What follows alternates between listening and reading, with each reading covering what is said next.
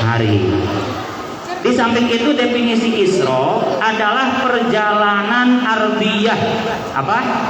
Perjalanan ardiyah, perjalanan yang terjadi di bumi.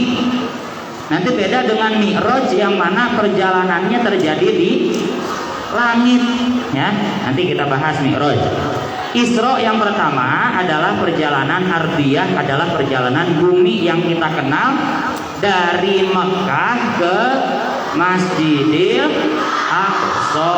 Ayatnya kan tadi minal Masjidil Haram ilal Masjidil Aqsa, di Palestina, Yerusalem.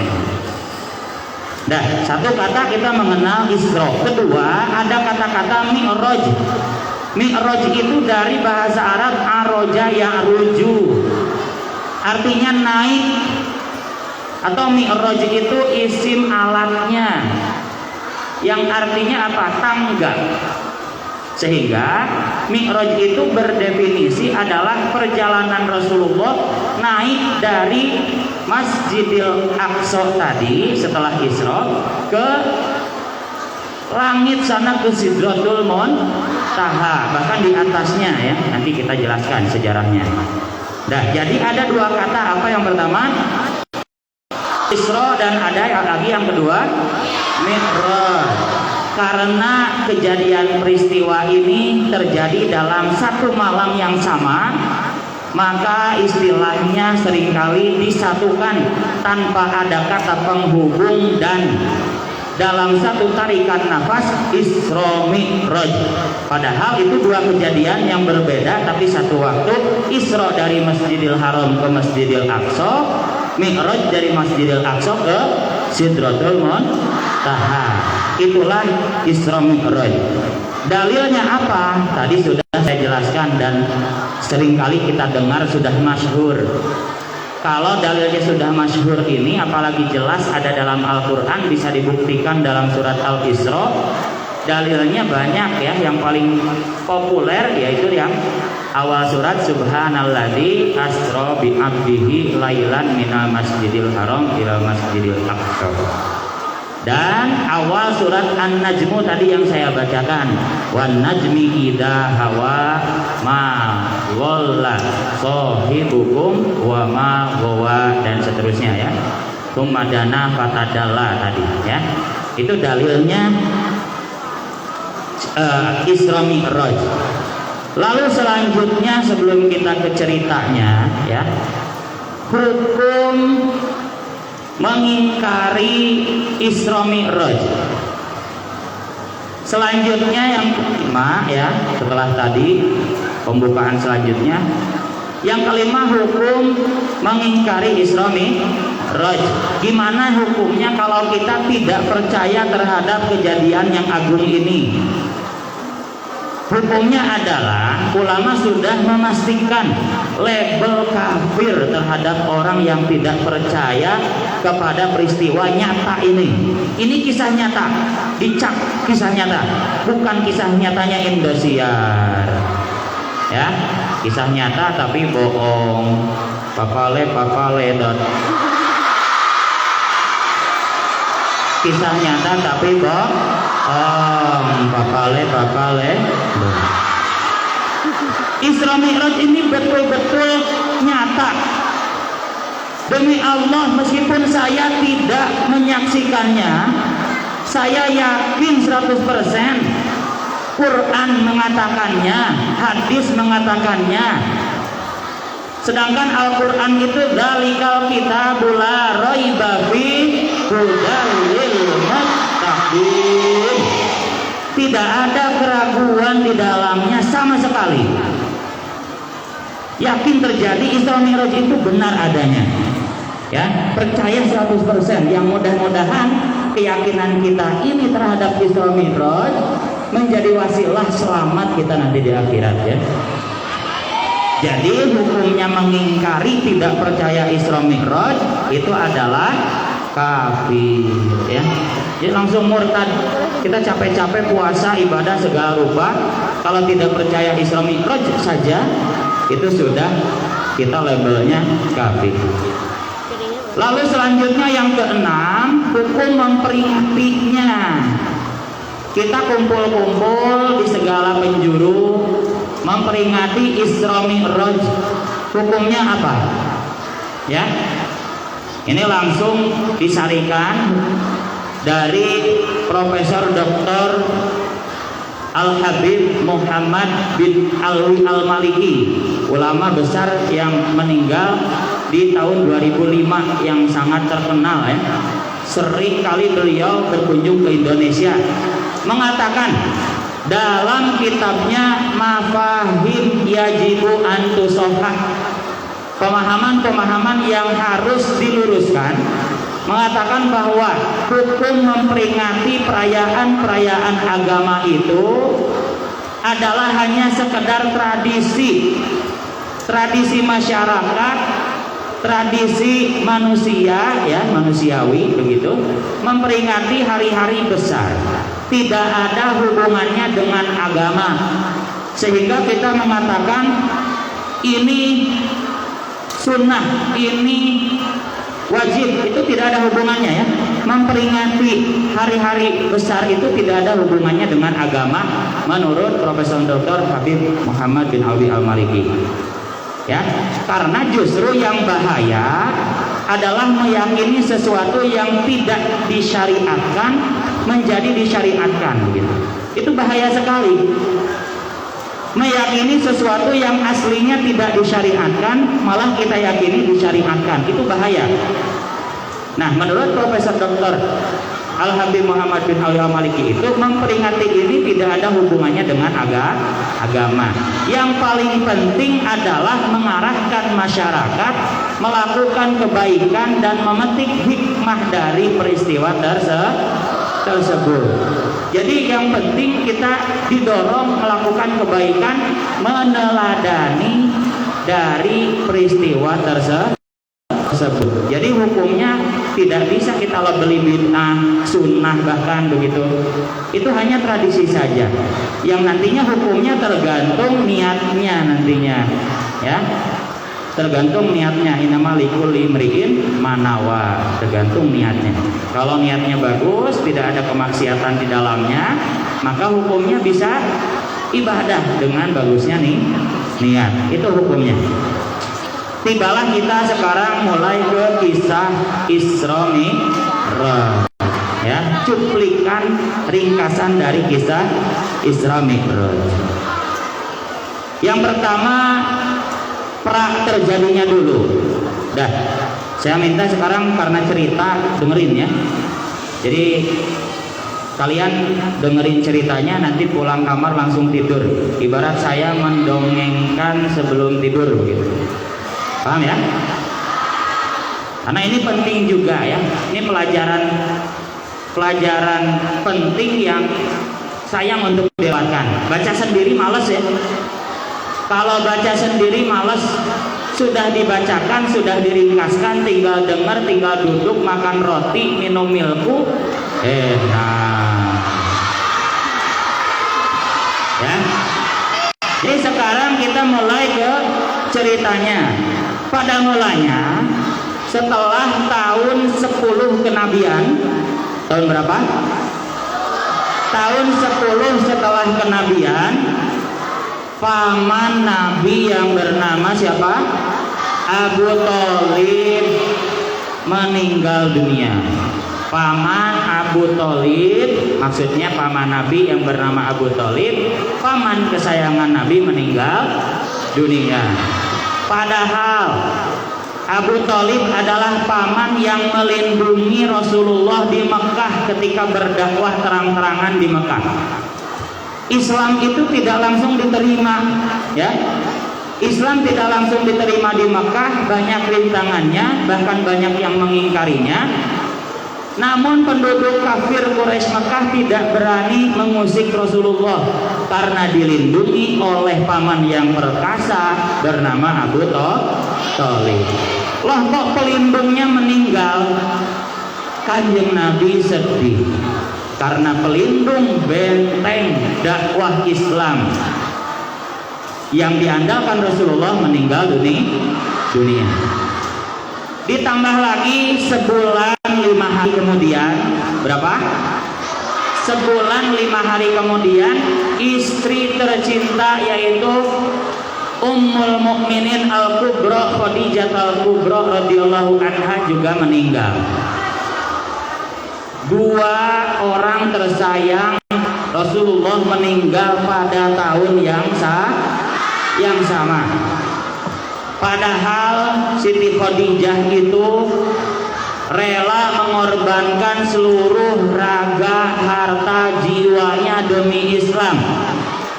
Bahkan kenang Kanjeng Nabi terhadap kerinduannya terhadap Khadijah, dialah yang percaya kepadaku di saat orang-orang mendustakanku. Dialah yang memberikan hartanya kepadaku di saat orang-orang tidak memberikannya.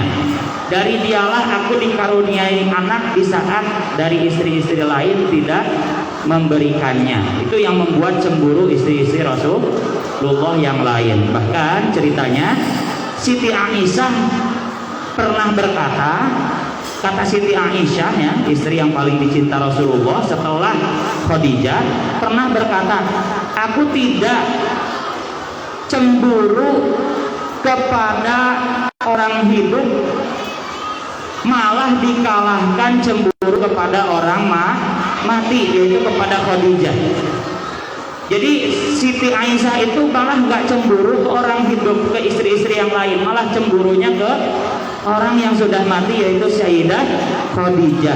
Selalu Kanjeng Nabi menyebut-nyebut Siti Khadijah karena besarnya dedikasi pengorbanan beliau terhadap Islam. Bahkan Siti Khadijah adalah istri yang pernah mendapat salam langsung dari Allah. Ya, satu-satunya istri yang pernah mendapat salam langsung dari Allah. Di tahun yang sama Rasulullah kehilangan dua orang yang sangat dicintainya, yaitu pamannya Abu Thalib dan Siti Khadijah Al-Kubra, yang mana oleh sebab itu tahun itu disebut Amul Huzni, tahun kesedihan. Ya, bagaimana tidak?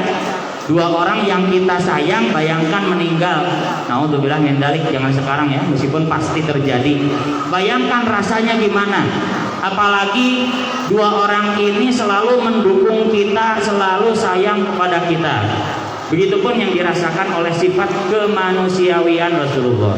Dua orang tersayang meninggal, Abu Thalib sebagai benteng dakwah Islam pun Siti Khadijah sebagai istri tercinta yang mendukung dakwah Rasulullah meninggal. Dan setelah itu kaum Quraisy makin berani karena merasa pelindungnya Abu Thalib sudah meninggal. Ya, kemudian karena Rasulullah seringkali mendapatkan penindasan dari kafir Quraisy, ya. Suatu ketika Rasulullah dilempari oleh kotoran oleh Abu Jahal, dibersihkan oleh putrinya Fatimah sambil menangis, ya. Dan banyak lagi kisah-kisah penindasan minoritas muslimin di Mekah kala itu. Hingga akhirnya Rasulullah pergi ke Taif. Masih ingat ya? Sejarahnya Rasulullah pergi kemana? Ke Taif, tempat kelahiran kakeknya Hashim. Ya, kalian dari sekarang saya sarankan harus lebih menghafal silsilah Rasulullah daripada nama-nama artis. Ya, coba bareng-bareng. Wajib pada kita semua mengetahui silsilahnya Nabi kita Rasulullah Muhammad putra Abdullah, Abdullah putra Muthalib, Muthalib putranya Hashim, Hashim putra Abdi Manaf, Abdi Manaf putra Qusay, Qusay putranya Kilab, Kilab putranya Murrah, Murrah putranya Ka'ab, Lu'ay, Lu'ay putranya Ghalib putranya Hashim, Hashim putranya Malik, Malik putranya Nador, Nador putra Kinanah, Kinanah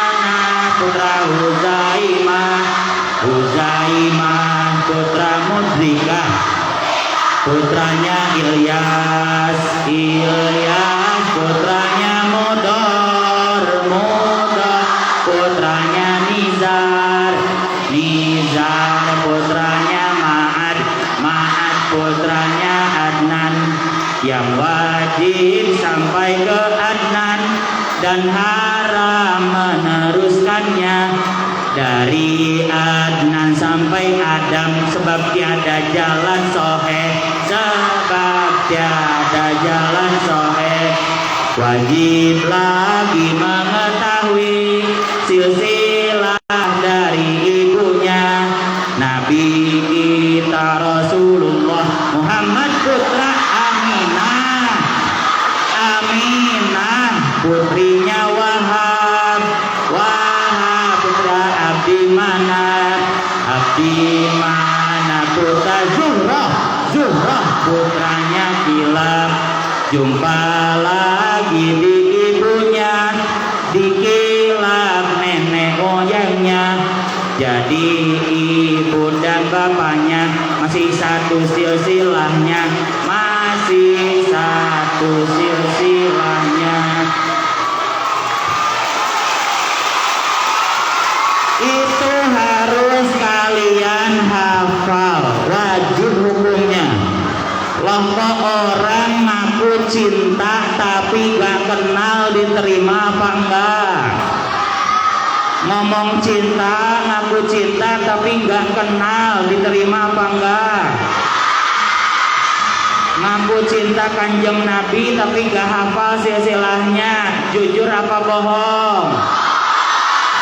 Malah lebih kenal Andin, malah lebih kenal Elsa.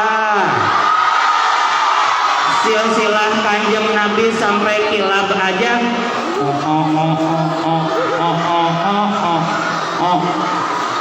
Tadi ada yang cuma cuap-cuap doang.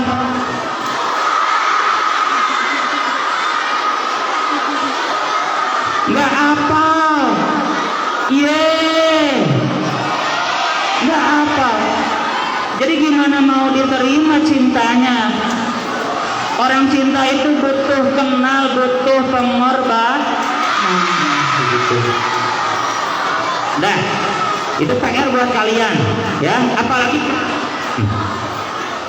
kelas 6 yang belum hafal, malu sama adik kelasnya yang sudah hafal, ya. Misalkan kalau ada, ya ada sih. Datang lagi ke sini. Dah, intinya begitu. Setelah itu tadi Kanjeng Nabi pergi kemana? Ke Taif untuk meminta perlindungan, karena Taif adalah tempat lahirnya nenek moyang Rasulullah, yaitu Hashim. Tadi ada Hashim, ada. Spekulasinya Kanjeng Nabi sudah berharap besar bahwa di Taif akan dilindungi. Di Taif orangnya akan menerima Islam karena ada satu ikatan darah, satu nenek moyang. Namun ternyata harapan Rasulullah ini tidak sesuai yang disangka-sangka. Bani Sakif penduduk Taif asli malah menolaknya mentah-mentah. Bahkan melempari Rasulullah beserta Zaid bin Harisah ketika itu, yang menemani perjalanan Rasulullah ke Taif, dilempari batu. Rasulullah menyeru Islam, minta perlindungan karena di Mekah ditindas, malah dilempari batu. Biadabnya orang jahiliyah, gak tahu bahwa orang yang dilempar itu adalah Sayyidul Mursalin wal Anbiya, Sayyidu waladi Adam, pemimpinnya para nabi dan rasul, orang yang paling dicintai oleh Allah. Nggak tahu mereka, hingga kaki Nabi berdarah-darah.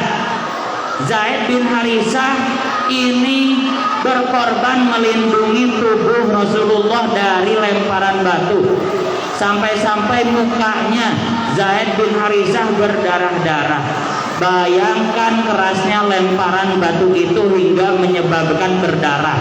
Kenceng apa pelan? Lemparan batu sampai berdarah kenceng apa pelan?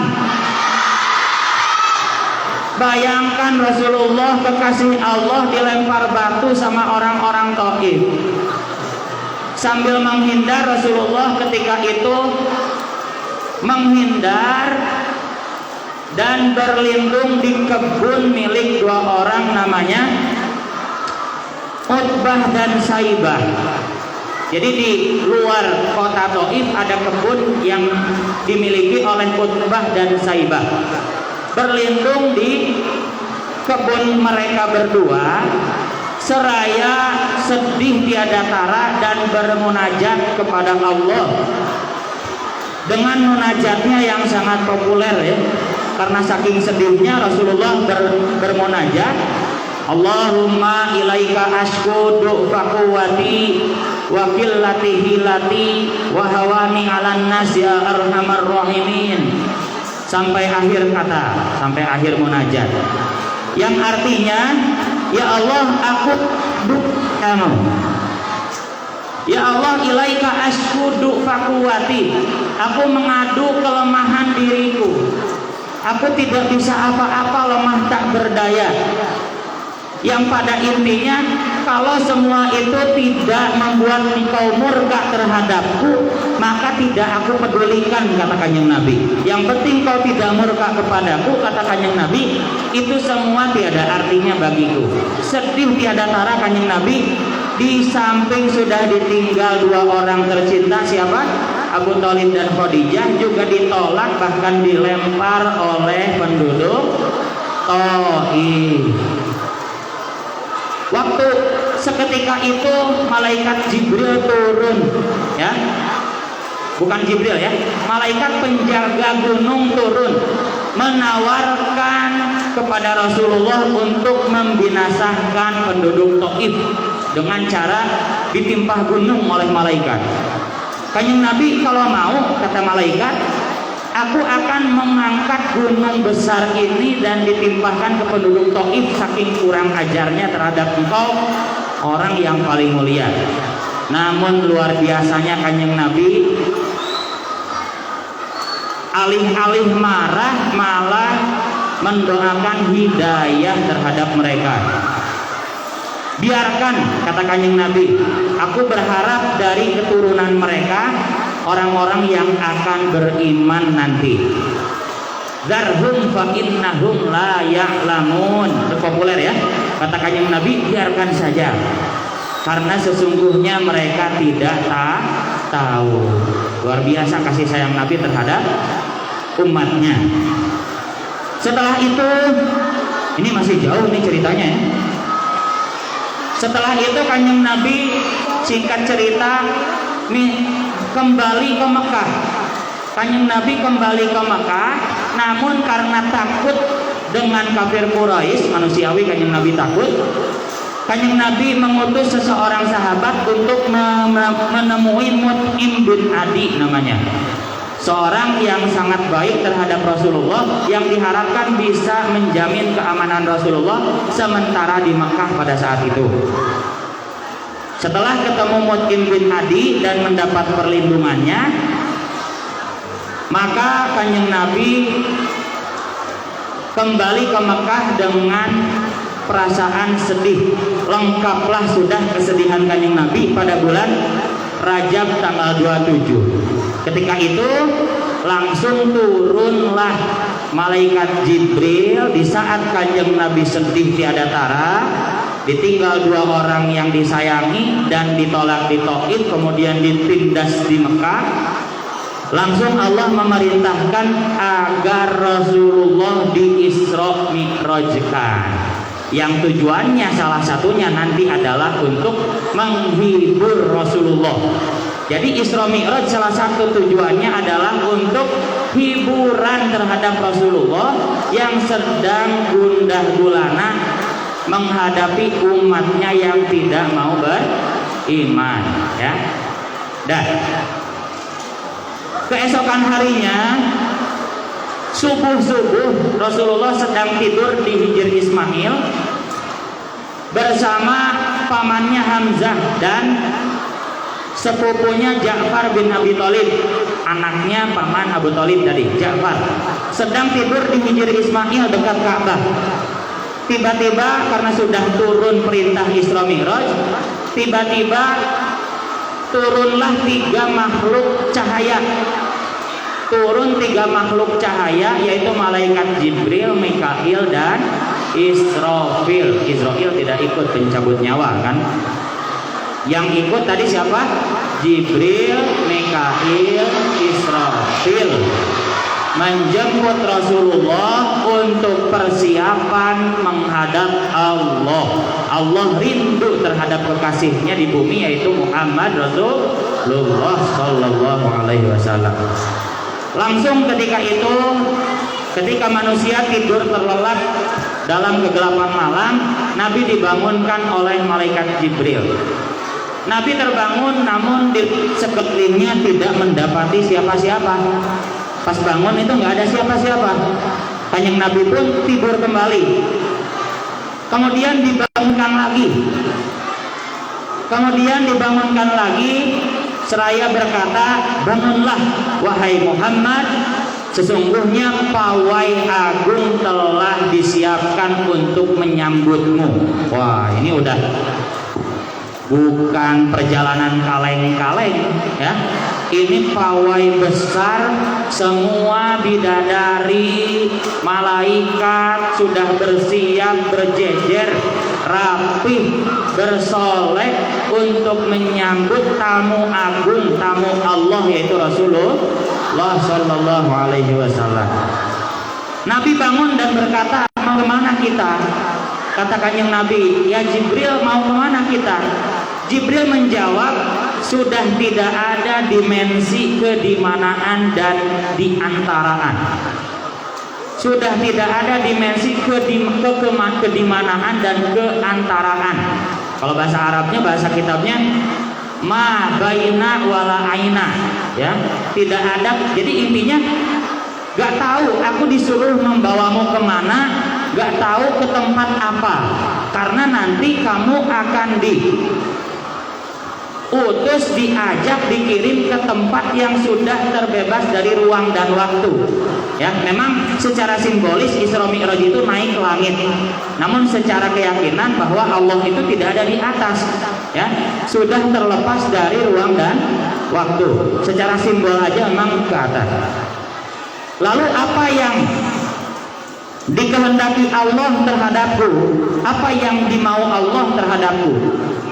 Kata Kanjeng Nabi, apa yang diinginkan Allah dariku? Ya. Kata Jibril menjawab, yang diinginkan Allah adalah engkau Muhammad sebagai kekasihnya. Jadi Allah pengen ketemu dengan kekasihnya langsung. Ya. Kemudian di samping itu kata Jibril juga menjawab yang ayatnya sudah populer ya. Allah akan melakukan apa terhadapku? Liyaghfira lakallahu ma taqaddama min dzambika wa ma ta'akhkhar, yang ada dalam surat Al-Fath. Inna fatahna laka fatham mubina liyaghfira lakallahu ma taqaddama min dzambika wa ma ta'akhkhar wa yutimma ni'matahu 'alaika wa yahdiyaka siratan mustaqiman. Itu sebetulnya tujuan Isra Mi'rajnya itu, supaya Allah mengampuni dosa-dosamu yang terdahulu dan yang akan datang, wa yutimma ni'matahu, dan akan menyempurnakan nikmatnya dan menunjukkan hidayah kepada jalan yang lurus ya. Itu tujuan Isra Mi'raj selanjutnya. Kemudian seketika itu Kanjeng Nabi langsung teringat terhadap umatnya ya. Lalu bagaimana dengan nasib umatku? Jawab Jibril dengan surat yang terkenal juga, fasaufa yu'tika rabbuka fatardo.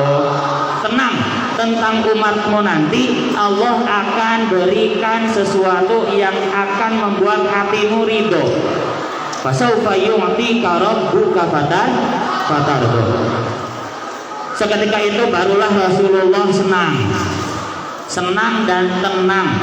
Karena di samping meninggalkan umatnya perjalanan Isra Mi'raj, pun nasib umatnya sudah dijamin oleh Allah dengan surat Ad-Duha, fasaufa yu'tika rabbuka fatardah. Nabi bilang, kalau begitu saya siap untuk perjalanan Isra Mi'raj. Sebelum mulai perjalanan, Kanjeng Nabi dibawa dulu ke sumur Zam-Zam. Buat apa? Buat dibelah dada, dibersihkan hatinya dengan air Zam-Zam, diisi dengan cahaya hikmah, dikeluarkan bagian setan yang ada dalam hati Kanjeng Nabi, supaya siap mengalami peristiwa-peristiwa istimewa nanti di langit dan di bumi. Ya, kalau kita mau menghadapi turnamen lomba itu kan persiapan mental dulu ya. Kalau kita mau menghadapi olimpiade matematika misalkan, lomba matematika, mentalnya disiapkan enggak? Disiapkan, karena akan mengalami peristiwa yang berharga. Pun demikian Isra Mi'raj. Sebelum Isra Mi'raj dimulai, Nabi diajak ke sumur Zam-Zam untuk apa? Untuk dibersihkan hatinya, dibelah dada kembali. Di sini perlu diingat bahwa minimal pendapat yang paling kuat, pembelahan dada Kanjeng Nabi itu terjadi 2 kali berarti, ya, yaitu ketika Kanjeng Nabi masih kecil, ya, masih ingat ya, ketika diasuh oleh siapa? Halimatus Sa'diyah. Kanjeng Nabi pernah dibersihkan, dibelah dada ketika kecil. Kedua, ya, adalah ketika sebelum Isra Mi'raj. Setelah dada Nabi dibersihkan, kemudian ditutup kembali. Yang anehnya, Kanjeng Nabi tidak sedikit pun merasa kesakitan. Luar biasa ya, yang belahnya aja dokter bedah akhirat, yaitu malaikat Jibril, ya, dengan caranya yang magic tidak terasa sakit. Setelah siap semuanya, mentalnya sudah disiapkan, hatinya sudah dibersihkan, lalu Jibril memanggil hewan dari surga yang bernama buraq. Ya, buraq itu adalah kendaraan sejenis kuda, lebih kecil daripada bigol, dari kuda, lebih besar daripada keledai, yang memiliki sayap, kalau sekarang kata bilang Pegasus ya. Bayangannya mirip dengan Pegasus, kuda yang bersayap itu. Ketika itu, karena buraq merasa terhormat akan ditunggangi oleh pemimpin para rasul, Rasulullah Muhammad SAW, buraq ini memamerkan kekuatannya. Wah, gagah-gagahan dia, gagah-gagahan, memamerkan kekuatannya. Jadi supaya seakan-akan buraq memberitahu bahwa dia kuat, dia siap untuk mengantar Kanjeng Nabi perjalanan Isra Mi'raj. Namun kelakuan buraq itu ditegur sama Jibril. Apa kamu tidak malu? Kata Jibril, buraq, yang akan menunggangi kamu itu adalah Rasulullah, kekasih Allah. Seketika itu buraq pun malu ya, dan tunduk, mulai patuh, lagi tenang.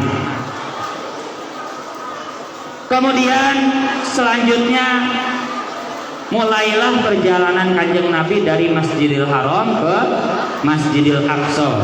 Mula-mula di perjalanan, Jibril mengajak Nabi ke tempat-tempat bersejarah untuk melupakan sejenak kepenatan yang beliau alami di Mekah, ditindas, ya, dilempari kotoran, batu, itu kan menyedihkan.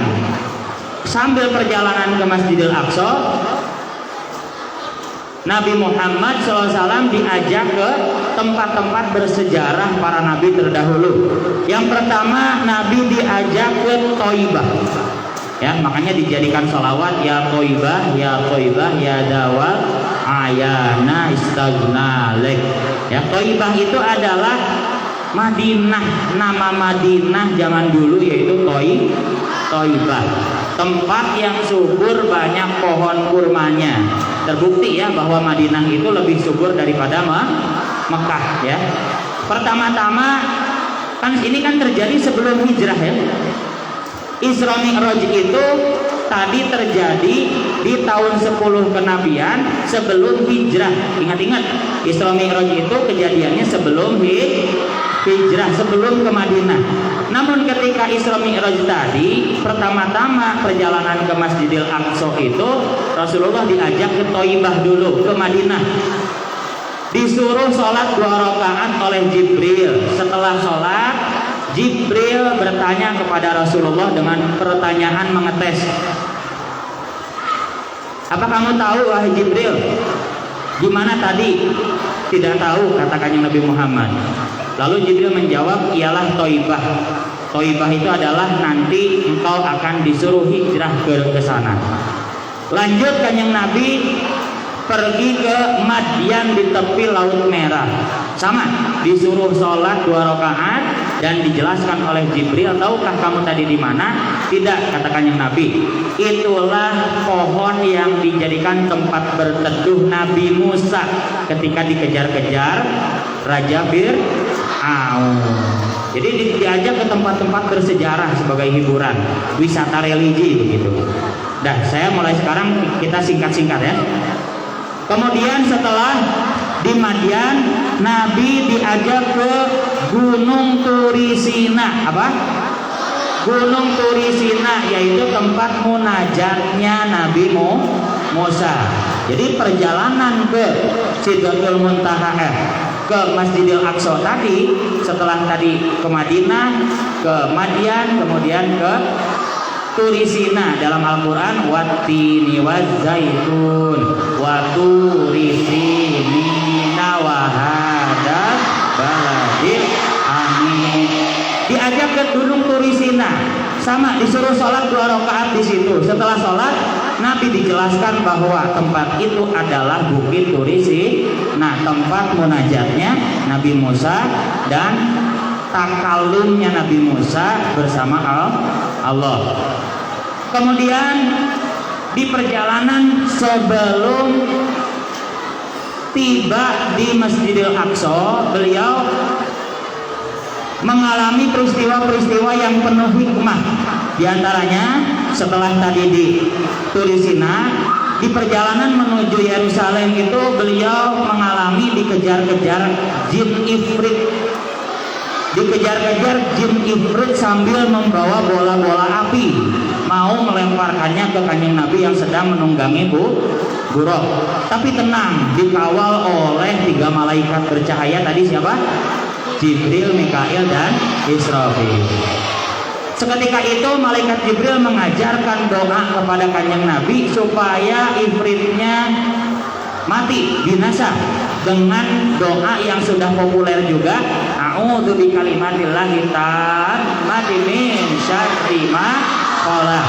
Itu doanya. Seketika itu ifrit pun tersungkur dan bola apinya malah senjata makan tuan kembali ke mulutnya dan hangus binasa.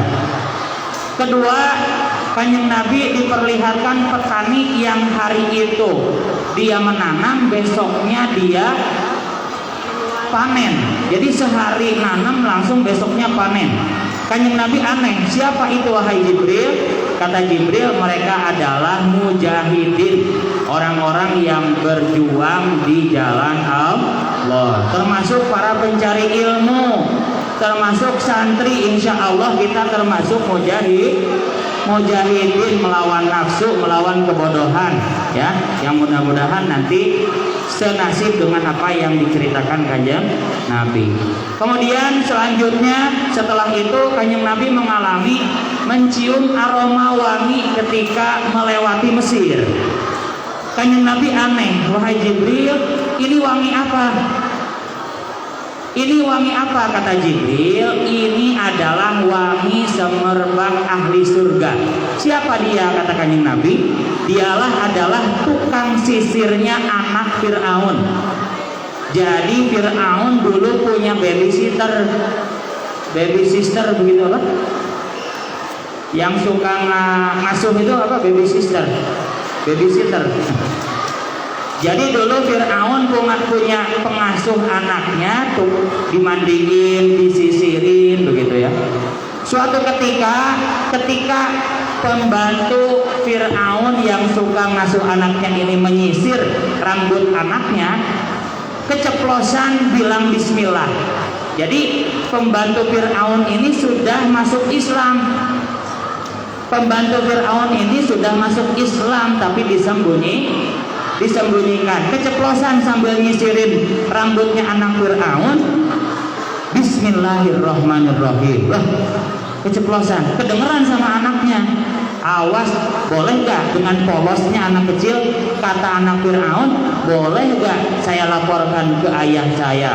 Kita tahu bahwa ayahnya Fir'aun adalah raja yang mengaku menjadi Tuhan. Akulah Tuhan begitu. Sehingga sangat murka kalau ada Tuhan selain Fir'aun, termasuk Allah. Jadi kurang ajar sekali ini Fir'aun ya. Kata anaknya, polos, boleh gak dilaporin ke ayah? Dengan mantapnya keyakinan keimanan pembantu itu menjawab, ya boleh, silakan.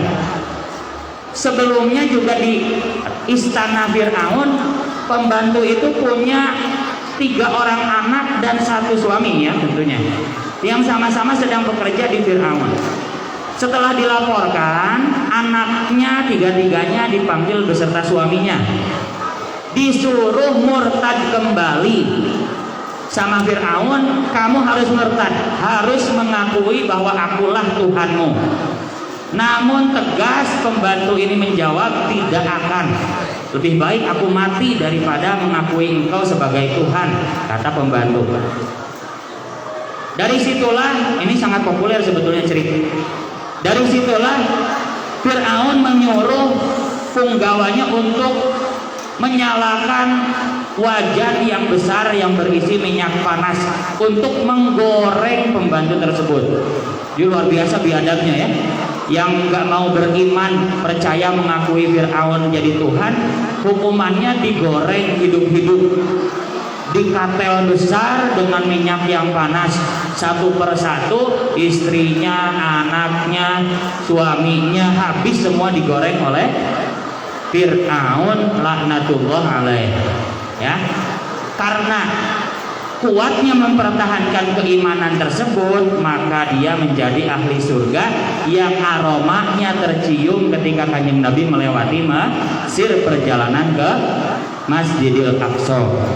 Dan masih banyak lagi ya kejadian-kejadian Rasulullah ketika menuju Masjidil Aqsa.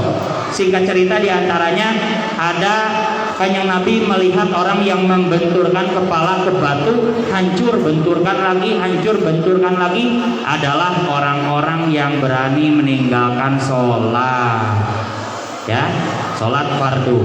Ada lagi orang yang dilihat Kanjeng Nabi yang telanjang bulat, gak punya malu.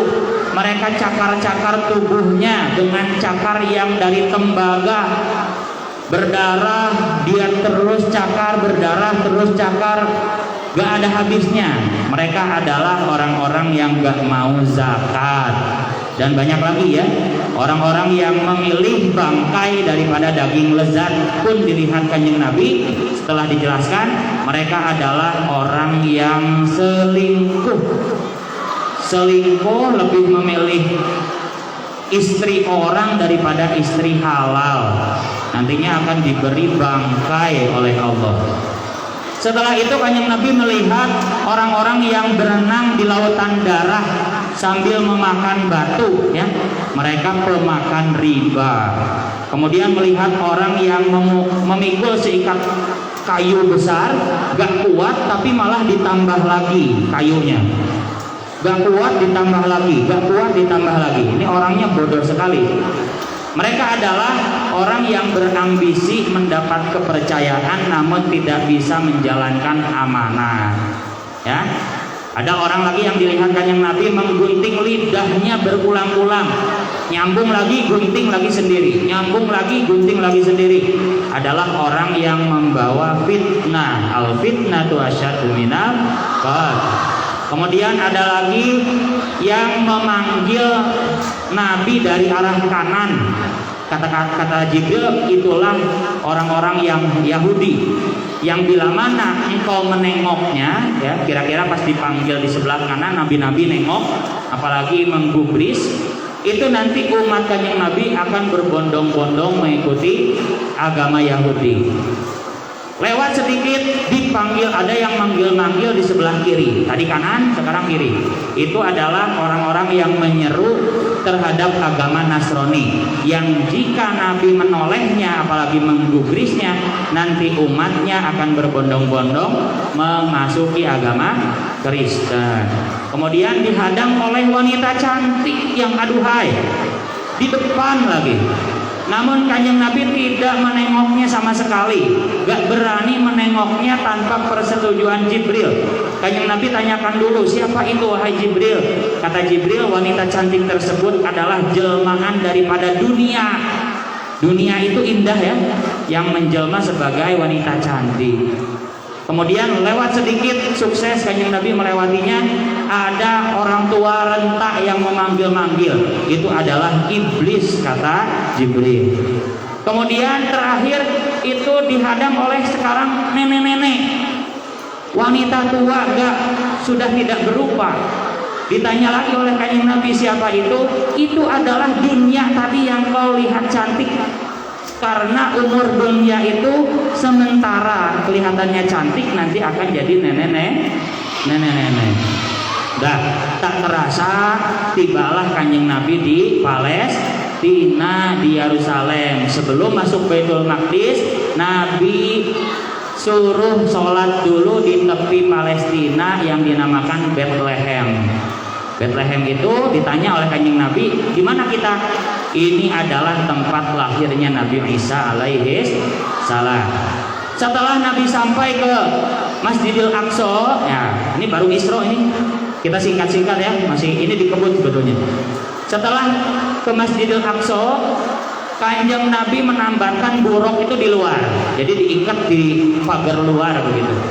Dan memasuki Masjidil Aqsa, yang mana di dalam Masjidil Aqsa sudah ditunggu oleh lautan manusia, yang ternyata konon katanya nanti setelah dijelaskan Jibril, Nabi tahu bahwa lautan manusia itu adalah para nabi seluruhnya dan para rasul yang menunggu kedatangan Rasulullah untuk sholat berjamaah diimami langsung oleh Rasulullah.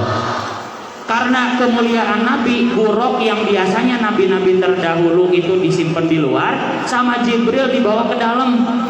Saking mulianya Rasulullah, tunggangannya dibawa ke dalam masjid oleh Jibril untuk menunjukkan kemuliaan Rasulullah kepada nabi-nabi yang lain. Gak selang kemudian setelah Kanjeng Nabi tahiyatul masjid, malaikat Jibril adzan dan iqamah. Adzannya menembus langit, terdengar oleh malaikat, maka malaikat yang ada di langit turun bagaikan derasnya hujan ke bumi karena ingin mengikuti sholat berjamaah dengan Kanjeng Nabi, dengan para nabi pun beserta malaikat. Setelah qomat selesai, malaikat dan para nabi hadir, udah jutaan orang itu, ya, jutaan orang yang menjelma sebagai orang dari kalangan malaikat. Sudah tidak terbayangkan, banyak sekali. Setelah itu Kanjeng Nabi dituntun oleh malaikat Jibril untuk menjadi imam. Pas ditanya oleh malaikat Jibril, tahukah wahai Nabi siapa mereka yang di belakangmu? Mereka adalah para rasul dan para nabi yang pernah diutus oleh Allah beserta malaikat.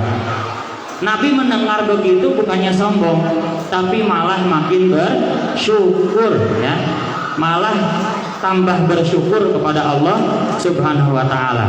Setelah sholat, Kanjeng Nabi menuju ke batu besar Sahroh namanya, di pojokan Baitul Maqdis, untuk selanjutnya Mi'raj, melaksanakan perjalanan Mi'raj, naik ke langit. Di batu besar itu sudah dikelilingi oleh bidadari yang menyambut Rasulullah. Jadi sudah kayak pagar ayu begitu ya, menyambut Rasulullah.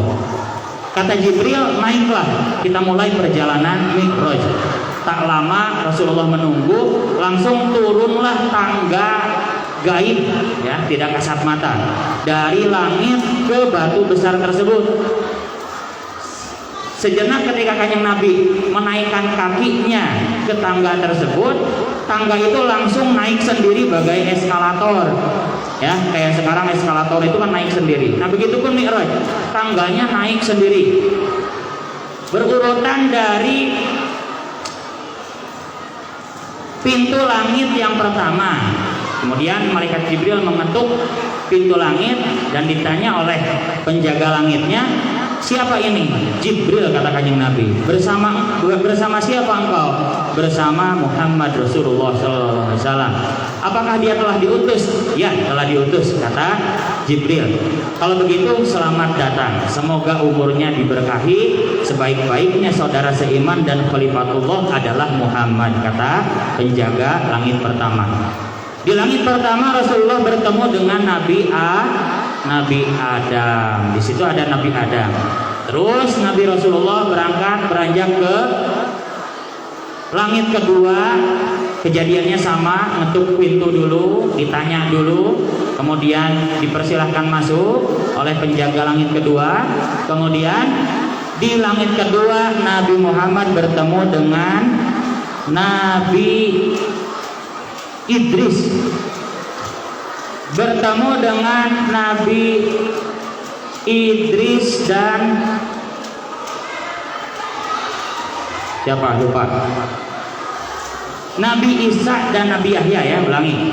Di langit kedua Nabi bertemu dengan Nabi Isa dan Nabi Yahya bin Zakaria. Terus ke langit ketiga, di langit ketiga Nabi bertemu dengan Nabi Yusuf. Kemudian tibalah di langit keempat Nabi bertemu Nabi Idris. Langit kelima Nabi bertemu dengan Nabi Harun. Kemudian langit keenam Nabi bertemu dengan Nabi Musa.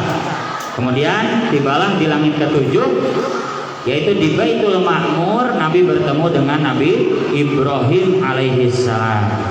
Setelah itu Kanjeng Nabi mulai ke Sidratul Muntaha. Jadi di langit ketujuh itu Sidratul Muntaha hanya terlihat batang pohonnya saja. Apa itu Sidratul Muntaha? Sidratul Muntaha adalah pohon besar bagai pohon bidara di dunia, tapi tidak bisa dibayangkan. Besar sekali, yang kalau kita sengaja mengelilinginya butuh waktu puluhan bahkan ratusan tahun. Ngelilingin batangnya Sidratul Muntaha butuh waktu puluhan atau ratusan tahun. Di langit ketujuh itu hanya ada batangnya saja. Terus Kanjeng Nabi menembus ke langit atas sehingga keluar dari 7 lapis langit. Lalu Nabi melihat Sidratul Muntaha, kepalanya atau rantingnya, ranting-ranting pohonnya, daunnya, yang mana daunnya itu kayak menurut riwayat dalam kitab Dardir, ya, Dardir Qisatul Mi'raj, itu bagaikan ke kuping gajah. Daun-daunnya Sidratul Muntaha itu bagaikan kuping gajah. Kemudian buahnya bagaikan apa ya istilahnya, gentong beras itu loh, tahu gak bentuknya gentong beras? Itu buah-buahnya bentuknya seperti itu menurut kitab Dardir Qisatul Mi'raj. Kemudian di akar Sidratul Muntaha, di akarnya itu mengalir sungai yang bermuara ke surga, ya, mengalir sungai yang bermuara ke surga. Kemudian setelah di Sidratul Muntaha, disitulah Kanjeng Nabi dikasih kesempatan melihat jelmaan Jibril yang sesungguhnya. Yang biasanya Kanjeng Nabi melihat Jibril jelmaan manusia, sekarang Jibril menampakkan wujudnya yang asli, yang besar sekali, sampai Nabi hampir pingsan. Disinilah mulai batasnya Jibril menemani mi'rajnya Kanjeng Nabi. Karena tempat setelah Sidratul Muntaha, Jibril tidak mampu menemani Rasulullah karena dimensinya, unsur penciptaannya sudah berbeda. Kata Nabi Muhammad, "Ayo temani aku untuk terus menghadap Allah." Tapi kata Jibril, "Tidak mampu wahai Rasulullah. Kalaupun aku memaksa untuk menemanimu walau sejengkal, pasti tubuhku akan terbakar. Kata Jibril demikian. Lalu terus Rasulullah terpaksa berangkat sendiri melewati Sidratul Muntaha, kemudian tibalah di kursi, ya, di kursinya Allah, yang mana ayat Al-Quran ada ayat kursi, ya. Allahu la ilaha illa huwa hayyul qayyum la ta'khudhuhu sinatun wa la naum lahu ma fis samawati wa ma fil ardi man dzalladzi yashfa'u 'indahu illa bi idnihi ya'lamu ma baina aydihim wa ma khalfahum wa la yuhituna bi syai'in min ilmihi illa bima syaa wasi'a kursiyyuhus samawati wal ardh. Jadi kursi itu adalah tempat di atas Sidratul Muntaha. Sidratul Muntaha saja sudah besarnya luar biasa, apalagi kursi. Sehingga kursi itu wasi'at kursiyyuhus samawati wal ardh. Kursi itu mencakup, meliputi bumi dan langit, saking besarnya. Kemudian setelah Rasulullah ke kursi, kemudian Rasulullah menuju ke tempat yang dinamakan Mustawa Syarif Kolam, yaitu tempat di mana pena takdir itu menulis takdir manusia. Jadi Kanjeng Nabi diberi kesempatan setelah kursi masuk ke Mustawa Syarif Kolam namanya, yaitu tempat goresan pena takdir menulis kejadian-kejadian yang sudah ditetapkan oleh Allah. Kemudian hinggalah tiba saatnya Kanjeng Nabi bertemu langsung dengan Allah, yang mana doanya adalah yang sering kita baca dalam At-Tahiyat, ya. At-Tahiyatul mubarakatus shawatut thayyibatul lillah. Ketika Kanjeng Nabi bertemu langsung dengan Allah, Nabi memuji Allah dengan doa At-Tahiyatul mubarakatus shalawatut thayyibah. Kemuliaan, kebarokahan, keberkahan semuanya adalah milik Allah. Dijawab oleh Allah, Assalamu alaika ayyuhan nabiyyu wa rahmatullahi wa barakatuh. Jadi dijawab langsung oleh Allah dengan Assalamu alaika ayyuhan nabiyyu wa rahmatullahi wa barakatuh. Namun Nabi ingat umatnya lagi.